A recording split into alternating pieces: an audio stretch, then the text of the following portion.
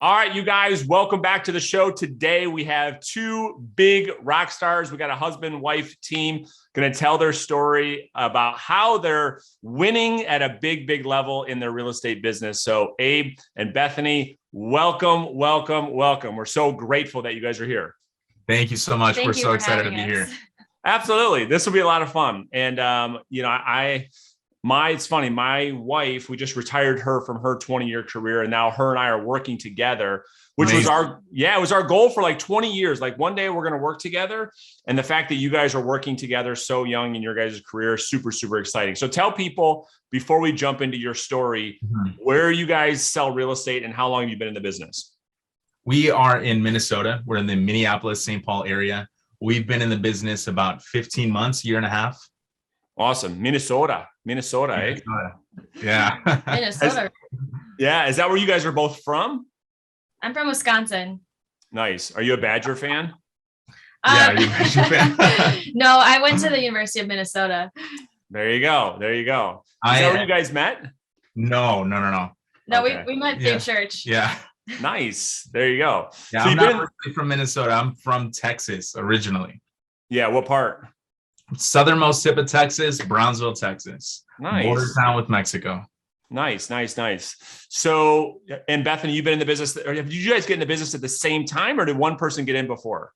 Yeah, we got married and then we started the business right after together. Wow. So I'm very curious, and so is the audience, how does that happen? Like you guys meet, you start, and you look at each other one day to say, hey, babe, why don't we both be real estate agents? So how did that happen? How did you guys get into the business? We do not know. No, I'm kidding. Yeah, good answer. It all happened like that. It all happened at once. We were dating, we were engaged at the time, and we were just kind of dreaming of what can we do moving forward in our marriage? We were both doing two different things. We wanted to be able to do something together. And then a broker approached me and said, hey, I have an awesome business opportunity for you. I think you'd be great at it. I had no idea what he was talking about. I thought it was a multi-level marketing type thing. Yeah. And I was like, yeah, sure. I guess I'll hear you out, Sure. But he's like, I'm a real estate broker, and I think you'd be an amazing realtor. And I think you and your fiance would be an amazing team together. And that's what sparked the idea, okay, maybe real estate is a good option for us. Mm-hmm. So what were you guys doing before you made the decision to plunge into real estate? I was in corporate America, working in finance, doing the 9-to-5 grind, usually 7-to-5 grind. Yeah. And that's what I was doing. Mm-hmm. And we didn't want to have our lives apart 9-to-5 every day. And usually it's even longer than that. And so that's kind of what encouraged me to join with Abraham and to have something that I could be passionate about, that I could help people and see the direct impact. And what were you doing? Yeah, I was not in corporate America.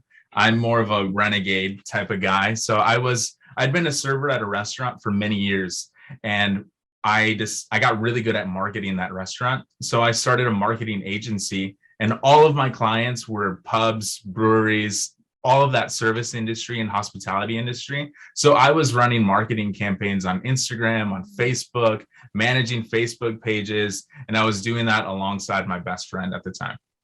So now, and I just learned that, your story, because now it makes sense, because Bethany, you've got the corporate, the structure down. Abraham, you've got the sales and marketing thing down, and the social media, you put those things two together. And that's where I think that makes a lot of sense for you guys to be in business together. So how do you guys structure the business as far as do you guys, one person focus on lead generation, the other one focus on operations, or do you go to all of the appointments together? Do you guys have your separate clients? What does that look like? Yeah, it's really interesting. So we play on each other's strengths. Okay. So what we do in our business is we have our separate roles. We wear our separate hats. Bethany is amazing at contract servicing. I will give her a contract and she'll read every single detail. She'll have a checklist. She'll put things on the Google Calendar. She knows these important dates, and I forget, but I'm really good at connecting with people, getting people into the door, getting those contract signs, negotiating the contracts. So that's how we play on our strengths. So smart. And it makes a lot of sense, right? So Bethany brings the structure, brings the organization to the business, because Abe, if it was left up to you, you'd have missing signatures, missed dates, missing closing dates, everything that sounds like me. That sounds like me and my wife. Yep. So I'm the same way. Like, I just want to make it rain. Like, I just want to go and sell, but I create a huge mess for my ops team. So how do you guys manage that dynamic? Because Bethany, I know how you feel, because my wife gives me the feedback all the time. She's like, you're just a disaster. You're like the Tasmanian devil. If you guys remember that cartoon, because I am creating all the time. I'm moving so fast. The dynamic that you guys have is similar. So Bethany, how do you deal with your husband that is probably, he's very motivated. He's probably very inspirational, wants to do these big things. How do you keep it all in line? Yeah, that's a great question. And I think it just comes down to remembering each other's value. So I remember that if it weren't for his creativity and his sales and his communications, then we wouldn't have anything to organize. There would be nothing for me to do. So I appreciate that side of him and all of his ideas and the motivation that he brings. And then we tried to kind of balance it with, okay, these are the ideas. Now, can I help you create a plan? Like, can we create a plan to get these things done? Like, let's actually put it on the calendar. And what are we going to do to prepare? And so I think it comes down to remembering each other's strengths, and what we bring to the table is different, and we can work together and not against each other with our different preferences, but that we actually kind of complete each other as a team with those different strengths. Yeah, that's why I love your guys' partnership so much, because Bethany, you're exactly right. Abraham comes and says, hey, I got this big plan. Here's what I want to do. And then you make sure that it gets executed on, I would imagine. Is that right? Right. Yeah, that is right. Yeah, exactly right. So let's kind of break down the business. So one thing I always really am interested to find out is, people get into our industry for many, many different reasons. Like, the industry draws people from all different backgrounds. And one of the things that is very common is that the thing that attracted people to the industry most times is not what they thought it was. Did you guys have a moment where you're like, we thought real estate was this, and then we got in and we looked at each other and we said, holy shit, what did we just do? Did you guys ever have a moment like that? Oh, absolutely. Yes. A ton of moments like that, where we just got into the business. We're newly licensed, and we're realizing newly married. Yeah, we're spending 40 hours a week trying to create a website. Creative avoidance. We're afraid. We were so afraid in the beginning to put ourselves out there, and we nitpicked every single little detail. Our logo has to be perfect. Our email signature has to be perfect. I don't like that. You're who I talk about all the time. Exactly. And that was us 100%. Yeah. Like, hey, babe, like, do you think this is the right feeling, or do you think it should be a velvet touch? Should our brand be this font or this font? Right. That kind of stuff. And like you say all the time, the reality of the business is that we're in the business of prospecting, and we just happen to have our real estate license, but we thought of it the other way. We thought we're going to be spending all of our time helping clients, showing houses, listing homes, and all of our time will be spent on that. And we didn't realize that, like, how much time we were going to need to put into prospecting to keep our pipeline going so that we can keep helping people. Yeah. And that was, I think, the biggest shock for us, is realizing we can't avoid that. We need that sales side. We need to be prospecting. We need to be finding those clients.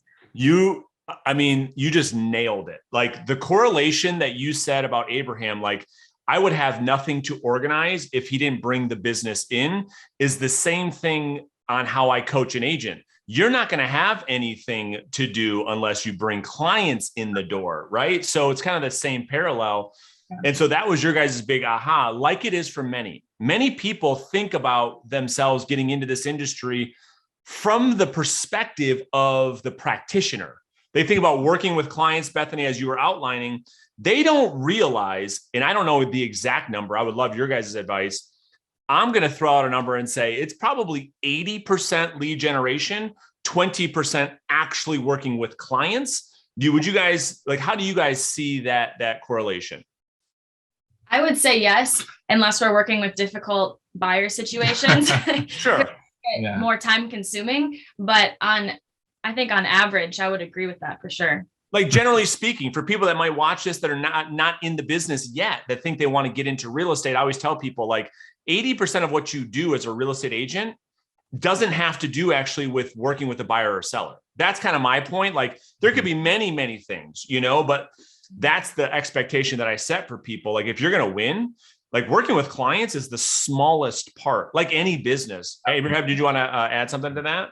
Absolutely. One thing that, our mindset is we're in the business that we eat what we kill, right? So we look at ourselves like hunters. And if I'm not out there looking for the prey, which in this case is prospecting, finding the client, I'm not bringing anything home to my wife. I'm not providing anything at all. I'm not giving her any work to do.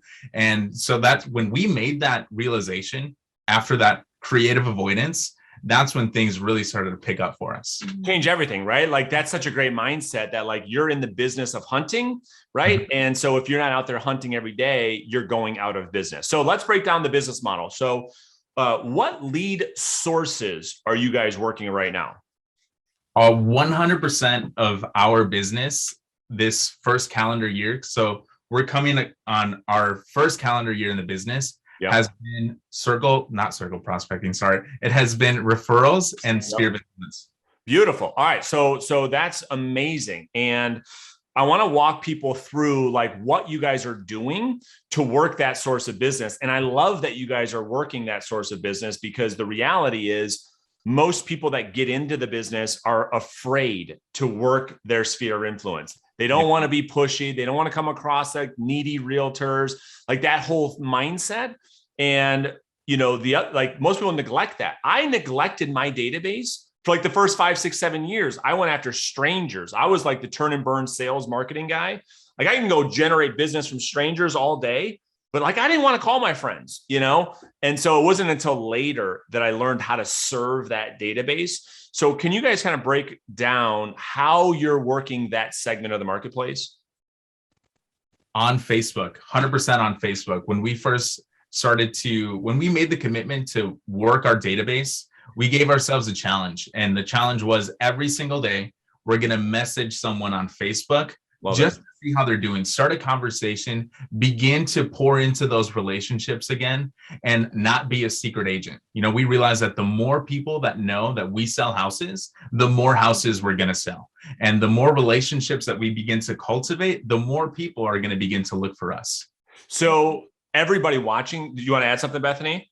Yeah, I was just going to say that since we've joined your team also, it's been super helpful for us to change our mindset that it's all about relationship building. We're not connecting with people to try and earn their business. We're changing our mindset that we're connecting with them because we care about them.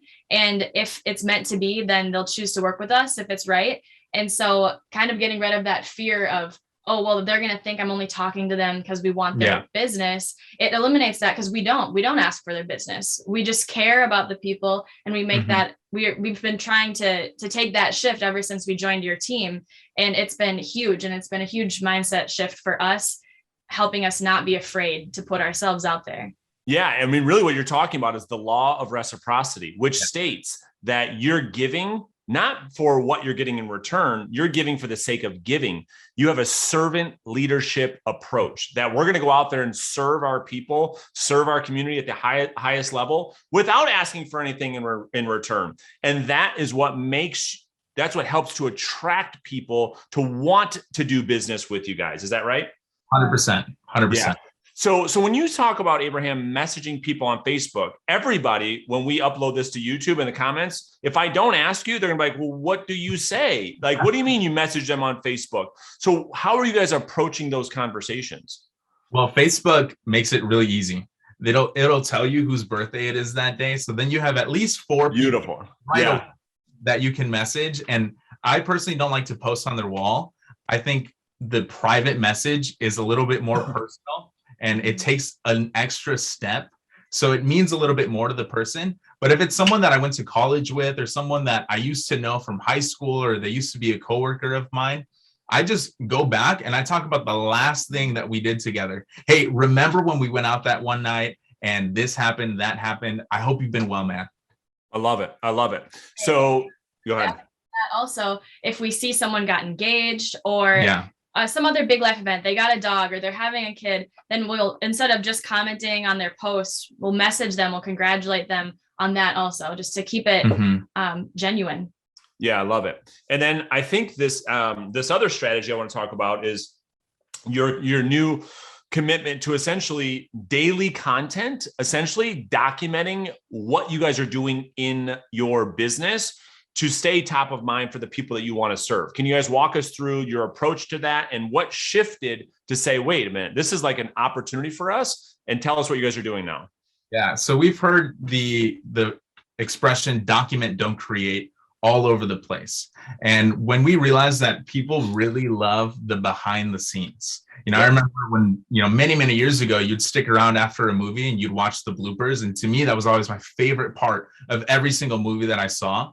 And we decided like, hey, we're going to show people the behind the scenes of our business, right? Yeah, we sell houses, but what does that look like? What does that entail? And we realized that people just are curious. They love to know. And then the bonus is they get to know us as individuals a lot better by just documenting what we're doing on the day-to-day basis, and not just the casual post like another listing, another listing, closed another one. That gets boring really quick.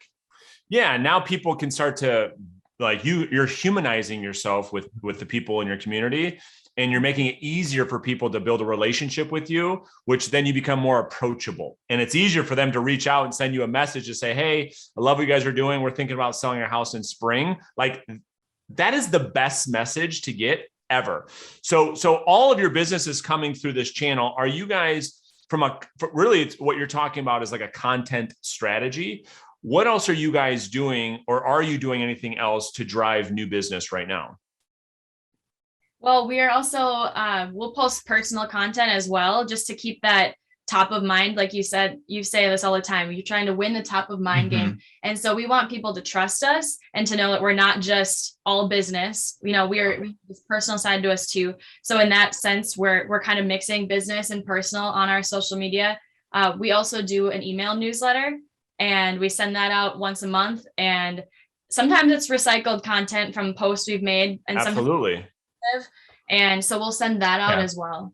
And so that email is going out to the entire database, right? So current clients, past clients, centers of influence, friends, family. How many people are in the database right now? Total contacts. Right now, we're sending our email to 150. Beautiful. It's amazing. And that's building every day, right? Like you're adding people, Abe, you're out there meeting people saying, Bethany, add these people, add these people, add these people. One of the things, well, before I ask that, so give people context of like, what did this year look like from a production standpoint for you guys for your first calendar year in real estate? So first calendar year, our goal was to hit 100,000 GCI. Going into the year, that was the goal, 100,000 GCI. We hit it, which we were super excited. 100%, after broker, 100% of all of that income was coming from referrals from the sphere of influence. We probably closed, so we had 5.2 million in sales. Watch, did everybody hear that? Look at Bethany's got all the numbers. Abraham's like, dude, I have no idea. Let me ask my wife. She's the CFO. Lives on that spread. I love it. Is it like that? So actually, you go ahead and share. Yes. That's smart, Abraham. It's smart. Sales production was 5.2 million, and that's 20 clients served with an average sales price of 350,000. That is phenomenal. I mean, you guys should be so proud. And so there's a lot of work that I want to help you guys with in 2022. Like, do you guys have a life after closing strategy of like what happens when you sell a house? And have you guys thought about like, okay, now we sold them a house. To me, let me put something in perspective. For maybe you guys already think this way, but for the audience, I always tell myself when I sell a house, that's the beginning, not the end. Do you guys feel that same way? And if so, do you guys have a plan? We call it our life after closing, which opens the door for the relationship. It's the start. How do you guys feel about that? I think that's brilliant. Yes. Yeah. We've recently been trying to build on that. And something we did was we wrote the Thanksgiving cards. So we wrote just messages out to our past clients and our top 100, our closest friends and family, thanking them for making this year great. Not even talking about business. Yep. And We've also been sending out annual like anniversaries from when they bought their house, saying a year ago on your home, we remember this, and this, and we hope you've been enjoying it. We're here if you need anything, that kind of thing. Phenomenal. I would have, so I wasn't going to do any coaching, but I'll add a couple of things. I would love to see you guys, every time you sell a house, that person gets the annual CMA as a part of your annual client appreciation strategy, so that you're putting them part of your database, treating that business, showing them how much you care, that every year you're showing them the value of their home, whether that be up or down. And in addition to that, from a content perspective, I sent you a message a couple weeks ago. I said, did you used to be a speaker or something? Like, you're so well articulated. What I would love to see from you guys in 2022 is for you guys to launch your show. And what I mean by that, on Facebook, right? And it's totally branded, and it's the same day every week. It's both of you guys host it, and you guys are interviewing local business owners, local influencers, about the community. I would love to see you guys put that into the content strategy. Have you guys talked about that at all? Yeah, we've definitely talked about that. We want to get back into making these high production videos, do the show, kind of take ourselves a little bit more serious. We post a lot of content on our Facebook, a lot of video, and it's really easy. It's just the phone just straight to the head, right? Yep. And 30 seconds, pump that out, post it. But we do want to elevate that production quality and do want to incorporate the weekly show, or maybe the monthly market update with a show. Yes. I mean, you guys have such an opportunity to do that because of how you're building your business through content. Like, that's the next evolution, to up the content game. So you can really start to build some local market authority in the space, because you guys are doing a good job staying top of mind. Now I think it's time to position you guys as the real experts. And I think a show could really do that for you guys. Yeah. I agree. So what's the goal for 2022? We're doubling everything. Goal for 2022, everything is being doubled. Plus, we're also adding a new lead source. Now we've started to do the outbound sales calls. After that summit, we're like, hey, we've crushed our goals, but we're sleeping on this entire segment that we're going to be amazing at. We know we're going to be so good at. Mm-hmm. So, we're on Vulcan 7 now. We're making those calls. We're trying to master those skills so that in 2022, we can, pick and choose. All right, where's our next client going to come from? Exactly. Today, am I going to make the calls today? I can just pick. All right, we're going this route today, that route today, doing both. Are you guys both in sales, or Abraham, you focusing on the prospecting right now? Right now, I'm focusing on the prospecting. So man, you are going to be so good at it. And I'm telling you that, like, if you can implement not just the calls, but some video text with you and Bethany, like using content, and then direct sales, and putting both of those together. Imagine this world for a second. Instead of calling a for sale by owner or an expired or an absentee owner, you send them a message on Facebook, which has all of your content, with a video message with both of you, right? Yep. It could just be completely different.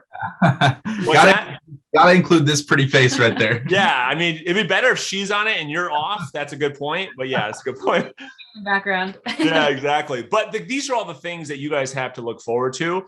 My last question for you guys is, for the new agent who's watching this and really inspired, they want to get into the business in 2022, or an agent that's been in the business that's not happy with their results, they're not getting the results that you guys are getting.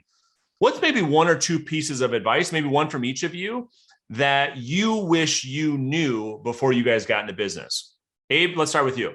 Oh, starting with me. Okay. One piece of advice that I wish I knew starting into it is, do not be a secret agent. Absolutely not. You didn't go through that whole process of getting licensed. You didn't pay your MLS dues to tell no one about the fact that you're in real estate. One thing that I've said it before is, the more people that know we sell houses, the more houses we're going to sell. It seems like a really simple concept, but more and more people are going to begin to come to you. Right. Yeah. And I just want to add to that. Yeah, real quick. I just want to add to that because it's so true. I think people automatically feel like, okay, I got my real estate license, everyone's going to reach out to me. It doesn't work that way, does it? Like, you have to do something to get people to reach out to you. And so that's great advice. Bethany, what's one piece of advice you would give? Yeah, I think definitely focus on the work, not the outcome. Because if you do the work, the outcome will come. And then at the end of the day, you'll have that peace of mind that you did what you could. And for me, the thing I missed the most from my corporate job was the structure, knowing that at the end of the day, I'd done what I need to do. And so having those goals, having the things you need to get done that day, and just putting in the work, then you can have that peace of mind that the results are going to come from that. I love it. I love it. And you're right. I mean, I wish more people would bring a structure to this industry.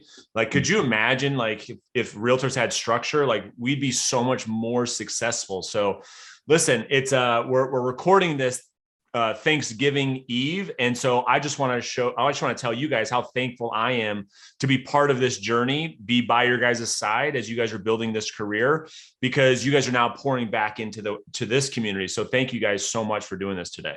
Thank you, Brandon. Thank you. Yeah, Thank you. We really, really appreciate your coaching. Honestly, it kind of gave us so much hope and took us out of a dark place where we were waiting for people to contact us, and gave us this feeling of power and control and confidence in our business again and in ourselves, and a new hope to move forward and to change things in our business. And especially after the conference, we're going into 2022 on fire. To the moon.